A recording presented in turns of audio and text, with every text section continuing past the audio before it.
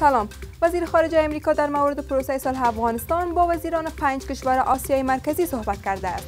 مایک پامپیو در گفتگو با مقامات ازبکستان، تاجیکستان، ترکمنستان، قزاقستان و قرقیزستان رول آنها را در پروسه صلح افغانستان مهم دانسته است. معاون اداره مستقل ارگانهای محلی به سارنوالی معرفی شد. کمال ناصر اصولی عضو ولیسی جرگه در صفحه فیسبوکش نوشته که وی به خاطر توهین به احمدشاه بابا امپراتور بزرگ و مؤسس افغانستان به سارنوالی معرفی شده است. سازمان نظارت بر حقوق بشر میگوید طالبان مسلح در مناطق تحت کنترلشان محدودیت‌های سخت را وضع نموده و مردم را از آزادی‌ها محروم کرده است. ملل متحد نیروهای افغان را مسئول حادثه سنگین ولایت هلمند می‌دانند. این اداره خواهان تحقیقات جدی در این مورد شده است و حکومت افغانستان کارساخت تعمیر بالای قبر عبدالعلی مزاری را به ارزش بیش از 150 میلیون افغانی آغاز کرد.